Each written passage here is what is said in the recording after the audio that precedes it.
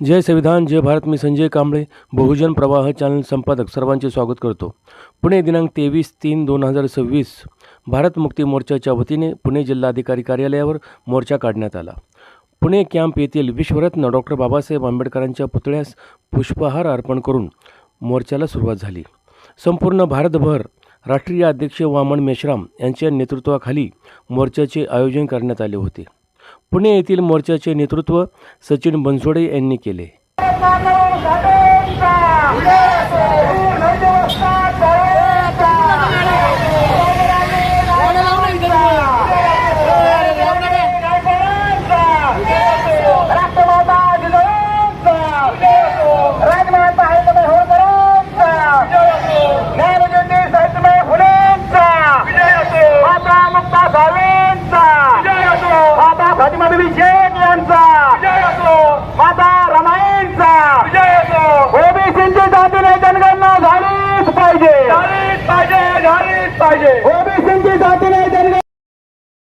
सचिन आयवाडेकर भारत मुक्ती मोर्चा पुणे जिल्हा उपाध्यक्ष यांचे सूत्र आपल्या मनोगत व्यक्त करेल. प्रथमतः या ठिकाणी बहुजन महापुरुष आणि बहुजन महानायिका यांना विनम्र असं अभिवादन करतो. यात भारत मुक्ती मोर्चा व राष्ट्रीय ओबीसी मोर्चा यांच्या वतीने आज भारत देशामध्ये संपूर्ण जिल्ह्याचे जे कलेक्टर कचेऱ्या आहेत या ठिकाणी तिसरं चरणबद्ध आंदोलनाचा तिसरा टप्पा आयोजित केलेला आहे. या ठिकाणी भारत देशामध्ये जी विषमतेची व्यवस्था आहे ती नष्ट करण्यासाठी आणि बहुजन महापुरुषांचं समानतेचं आंदोलन चालवण्यासाठी या ठिकाणी हे चरणबद्ध आंदोलन होत आहे. आज केंद्र सरकारने UGC बिल जे विद्यापीठात समानता आणण्यासाठी होतं ते विद्यापीठाचं बिल हे नाकारलं आहे. म्हणजे या व्यवस्थेला या ठिकाणी असमानतेची व्यवस्था निर्माण करून ती कायम ठेवायची आहे. तसेच या ठिकाणी जे EVM मशीनच्या विरोधात देखील हे आंदोलन होत आहे. EVM मशीनने जे बहुजन 85% आहे त्या 85% बहुजन समाजाला गुलाम करण्याचं षडयंत्र हे EVMच्या माध्यमातून होत आहे. या संदर्भात लोकांमध्ये जागृती करण्यासाठी देखील हे आंदोलन होत आहे. तसेच या देशामध्ये जनावरांची जनगणना होती. इव्हन आता तिसरा जेंडर म्हणून जे किन्नर लोक आहेत किंवा गे लोक आहेत या लोकांची गिनती होते. हे लोक देशामध्ये किती प्रमाणात आहेत हे लोकांना समजतं किंवा शासन त्याची आकडेवारी जारी करते. पण ओबीसीची जनगणना किंवा किती जाती आहेत किती प्रमाणात आहे त्यांचा वाटा किती आहे हे लोकांना समजून देण्यासाठी ओबीसीची जनगणना करत नाही. ओबीसीची जनगणना जर कळाली तर या देशाची शासनकर्ती जमात ओबीसी झाल्याशिवाय राहणार नाही. आज या ठिकाणी मला आयोजकांनी बोलण्याची संधी दिली. या ठिकाणी मी बारामती भारत मुक्ती मोर्चा युनिटच्या वतीने या ठिकाणी या मोर्चास जाहीर असं धन्यवाद संचालक महोदय. ज्या बहुजन महापुरुषांनी समता स्वातंत्र्याचा बंधुता न्याय प्रस्थापित होण्यासाठी आपल्या प्राणांचे बलिदान दिले त्या सर्व बहुजन महापुरुषांना बहुजन महामातांना आणि बहुजन संतांना आपल्या सर्वांच्या समोर त्रिवार अभिवादन. साथियो, आताच माझ्या आधी जे 2-3 वक्त्यांनी वक्तव्य केलं मार्गदर्शन दिलं ते आपण ऐकलं असेल. त्यामध्ये मेन म्हणजे आजचा हा जो आपला तिसरा टप्पा आहे आपण आता निर्णायक गतीवर आहोत. रस्त्यावर उतरलेलो आहोत. आपली रस्त्यावरची लढाई आहे आणि जन आंदोलनाच्या लढाईकडे आपण चाललेलो आहोत. ज्या वेळेला आमच्या मूल निवासी बहुजन बांधवांवर बहुजन महिलांवर अन्याय अत्याचार होतील जोपर्यंत आमच्या ओबीसी बांधवांना त्यांना मोजला जात नाही त्यांचा हक्क अधिकार दिला जात नाही तोपर्यंत आम्ही आमचा हा निर्णय बंद करणार नाही. नाही आणि आमचं आंदोलन आम्ही जन आंदोलनामध्ये रूपांतर करणार आहोत. साथियो, तुम्ही पाहिलं असेल, कुत्र्याची जनगणना होते, डुकराची जनगणना होते, चिमण्यांची जनगणना होते, कावळ्याची जनगणना होते, तर काय हिजड्यांची सुद्धा जनगणना होते. परंतु ओबीसीची जनगणना होत नाही का? याला सरकार जबाबदार आहे. केंद्राची जिम्मेदारी असतानाही केंद्र मोजत नाही. जोपर्यंत आम्हाला मोजत नाही तोपर्यंत आमचा अधिकार आम्हाला मिळत नाही. 31 साली जी जनगणना झालेली आहे, कंप्लीट 71 वर्ष कंप्लीट होऊन गेलेले आहे.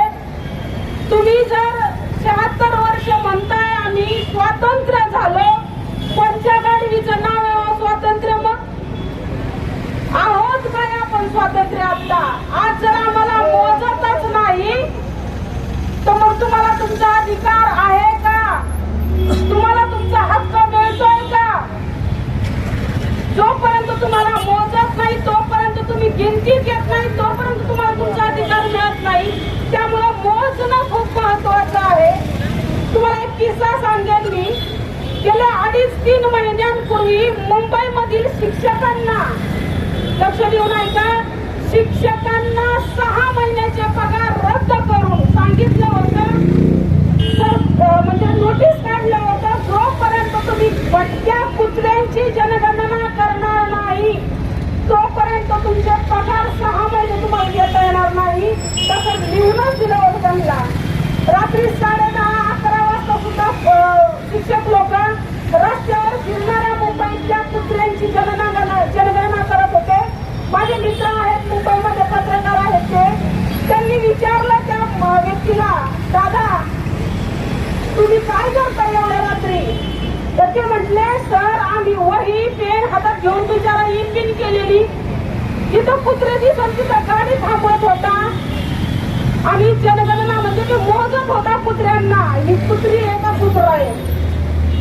पण सर कुत्र्यांना तुम्ही मोजताय तर मग आमच्या ओबीसीची काय अवस्था करून ठेवली आहे तुम्ही? ओबीसीलाही समजलं पाहिजे आपण कुणाला गेलं पाहिजे आणि कुणाला साथ दिली पाहिजे. आपला मित्र कोण आणि शत्रू कोण? साथियो, आपण मला या ठिकाणी ऐकून घेतलं त्याबद्दल धन्यवाद. जय भीम. धन्यवाद सर. ज्या महापुरुषांनी, महानायकांनी, महान संतांनी या देशासाठी त्याग केला, बलिदान दिलं, समर्पण केलं, त्या सर्व महापुरुषांना आणि महानायकांना मी प्रथमतः अभिवादन करते. साथियो, आजचं हे आंदोलनाचं आता 3रं चरण आहे. या आंदोलनामध्ये आपण आतापर्यंत 2 टप्पे पार केलेले आहेत आणि हे जे 2 टप्पे आहेत आणि आजचं हे 3रं चरण आहे. हे 3रं चरण हे सुद्धा आपण ओबीसीच्या जातीच्या जनगणनेसाठी समर्पित केलेलं आहे. आज संपूर्ण देशभरातून हे ओबीसीची जातीने जनगणना झाली पाहिजे या मुद्द्याला धरून हे आंदोलन आपलं चालू आहे आणि 4था टप्पा आपण 23 एप्रिलला भारत बंदच्या माध्यमातून करत आहोत. साथियो, मी काल फील्डमध्ये गेले होते आणि काही आपल्या SC, ST, ओबीसीच्या कॅटेगरीच्या लोक काही फील्डवर करताना आपले जे आंदोलनाचे टप्पे आहेत किंवा आपलं जे कार्य आहे हे महापुरुषांचं आंदोलन जे आपण चालू ते समजावून सांगत होते. असतं तसंच मी एका ओबीसीच्या कुटुंबाकडे पण गेले होते आणि तिथं मी त्यांना जेव्हा आपलं हे आंदोलन का चालू आहे हे समजावून सांगत होते आणि ओबीसींना 340 कलमानुसार आरक्षण आहे हे सुद्धा त्यांना समजावून सांगितलं. तेव्हा त्यांना प्रश्न पडला की आम्हाला आरक्षण आहे आम्हाला माहीतच नव्हतं. उलट त्यांनीच मला प्रश्न केला, ओबीसीच्या किती जाती आहेत मॅडम? म्हणजे मला त्या लोकांना अजूनपर्यंत ओबीसींना हे माहिती नाही. मी त्यांना म्हटलं या बाबतीत आमची चुकी आहे. मी त्यांना ओबीसीची किती जाती आहेत हे समजावून सांगितलं. 3443 जाती आहेत म्हणून. पण त्यांना म्हटलं याच्यामध्ये माझी चूक आहे. मला जर ओबीसीच्या डॉक्टर बाबासाहेब आंबेडकरांनी संविधानामध्ये अधिकार दिलेला आहे हे माहीत असून मी तुमच्यापर्यंत पोहोचली नाही तर याला मी जबाबदार आहे. पण तितकंच तुम्ही पण जबाबदार आहे. कारण 1950 ला या भारत देशामध्ये भारताचं संविधान लागू झालेले 15 ऑगस्ट 1947 ला आपण स्वतंत्र झालो, तथाकथित स्वतंत्र झालो हे आपल्याला सांगितलं जातं. आपण दरवेळेस 26 जानेवारी 15 ऑगस्ट दिन साजरा करतो. पण हे भारत देश स्वतंत्र झाल्यापासून ते आज तक आहे. आपण ओबीसीच्या आपण ओबीसीचे बांधव आहात, भगिनी जे आहात, त्यांनी कधी ओबीसी भारताचं संविधानच वाचलेलं नाहीये.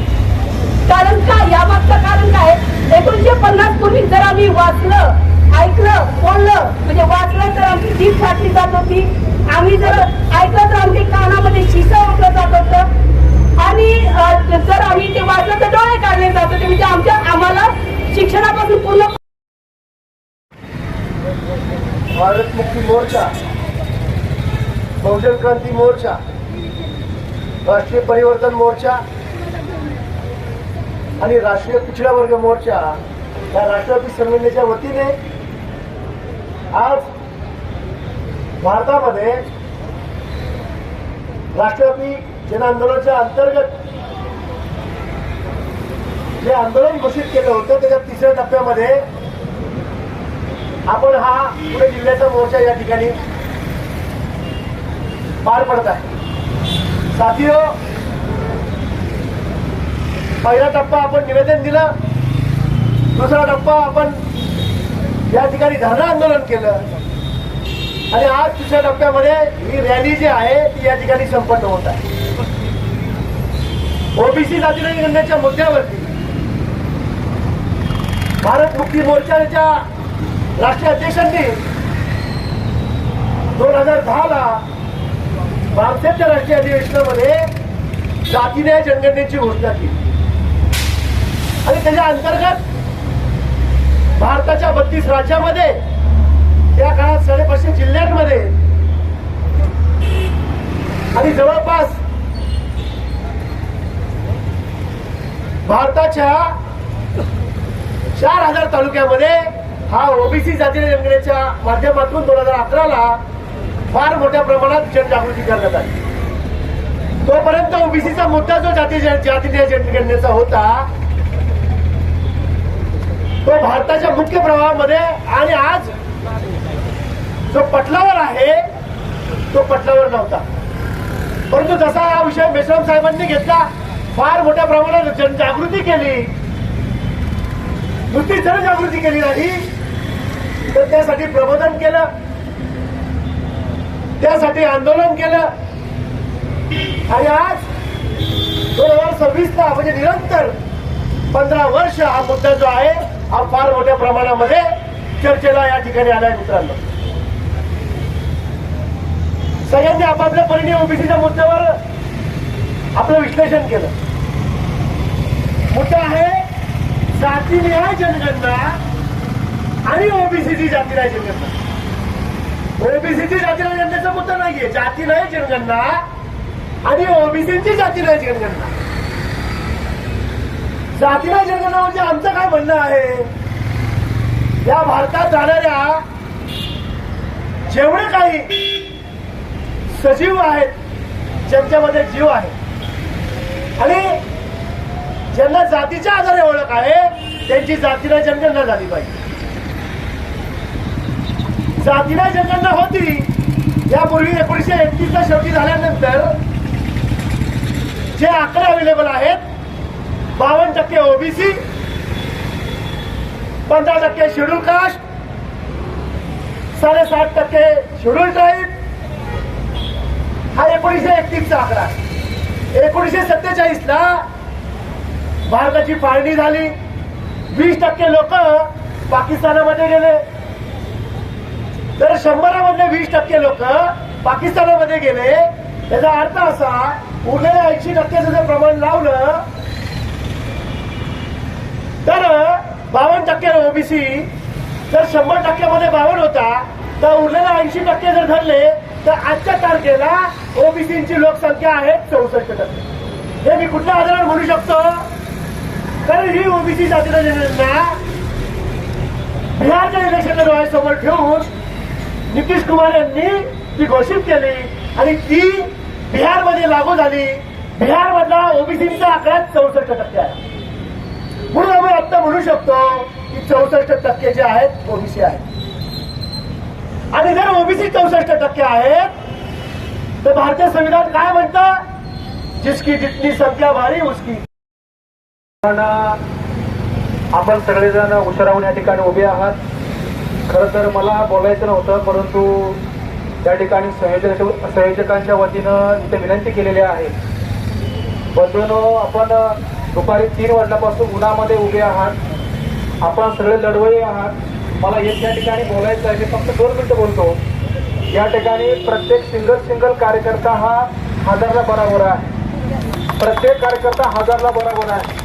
आपल्या मनामध्ये किंवा इथं काही पोलीस कर्मचारी आहेत त्यांच्या मनामध्ये शंका असेल, एवढेच कार्यकर्ते आहेत असं नाहीये. हा जो कार्यक्रम आहे हा कार्यक्रम संपूर्ण देशभरामध्ये चालू आहे. देशातल्या महाराष्ट्रातल्या प्रत्येक जिल्ह्यामध्ये चालू आहे. असं नाही की फक्त पुण्यामध्ये आहे. दुसरा मुद्दा, हा कार्यक्रम प्रस्थापित मीडिया छापणार नाहीये, परंतु आमचा जो मीडिया आहे फेसबुक, व्हॉट्सअप, इंस्टा सगळ्यावरती लाईव्ह चालू आहे. दिसते हे लाईव्ह चालू आहे. म्हणून इथं उभं असणारा जो कार्यकर्ता आहे हा 1000ला बरोबर आहे. दुसरा मुद्दा मी तुम्हाला सांगतो, आमच्या ओबीसी बांधवामध्ये शोकांतिका आहे. देशामध्ये मी स्वतः ओबीसी आहे आणि महाराष्ट्रामध्ये मी एनटी आहे. इथं काही कर्मचारी असतील, नोकऱ्या मिळवताना आम्ही साहेब कॅटेगरीमध्ये नोकरी मिळवतो. पोलीस कर्मचारी इथं उभे आहेत. आम्ही IAS बनतो, IPS बनतो, IRS बनतो, SP बनतो, DYSP बनतो, इन्स्पेक्टर बनतो, PSI बनतो, त्याच्यानंतर हवालदार बनतो, हेड कॉन्स्टेबल बनतो, पोलीस नाईक बनतो, SC, ST, OBC या कॅटेगरीमध्ये बनतो. आणि जेव्हा आमच्यावरती अन्याय होतो तेव्हा आम्ही जातीने मोर्चे काढतो. या महाराष्ट्रामध्ये मराठ्याचे वेगळे मोर्चे, देशामध्ये परिस्थिती आहे. जर एखादा मोर्चा काढायचा असेल तर मराठ्याचे वेगळे मोर्चे, कुणब्यांचे वेगळे मोर्चे. मुंबईच्या आझाद मैदानावरती एक मोर्चा आंदोलन धनगरांचं चालू आहे. धनगरांच्या एसटीच्या आरक्षणाची अंमलबजावणी करायची. मुद्दा काय आहे, जर नोकऱ्या हव्या असतील, शिक्षणामध्ये जर अधिकार हवे असतील तर आम्हाला बाबासाहेबांनी कॅटेगरीमध्ये अधिकार दिलेले आहेत, ना की जातीमध्ये आहे. मी महाराष्ट्रातल्या 36 जिल्ह्यामध्ये भ्रमण केलं. 36 जिल्ह्यामध्ये गेल्यानंतर तिथल्या कर्मचाऱ्यांना विचारलं, नाही की अडाणी लोकांना, तिथल्या शिकल्या सवर्ण लोकांना विचारलं, जे ग्रॅज्युएट होते, जे कर्मचारी होते. मी त्यांना म्हटलं, साहेब तुम्ही कोण आहात? ते म्हणले आम्ही मराठा आहोत. तुम्हाला मी खरं सांगतो वस्तुस्थिती. मी त्यांना पुन्हा विचारलं, साहेब तुम्ही कोण आहात? ते म्हणले आम्ही माळी आहे. मी त्यांना विचारलं, साहेब तुम्ही कोण आहात?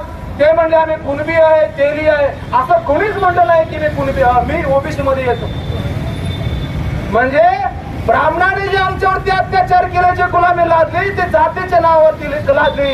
आणि बाबासाहेबांनी हा अधिकार आम्हाला कॅटेगरीमध्ये दिले, ओबीसी मध्ये दिले, SC मध्ये दिले, NT मध्ये दिले. म्हणून आम्हाला ओबीसीच्या नावाने एकत्र राहावं लागेल. म्हणून यासाठी हे मेश्राम साहेबांनी जे घडवलेलं आंदोलन आहे.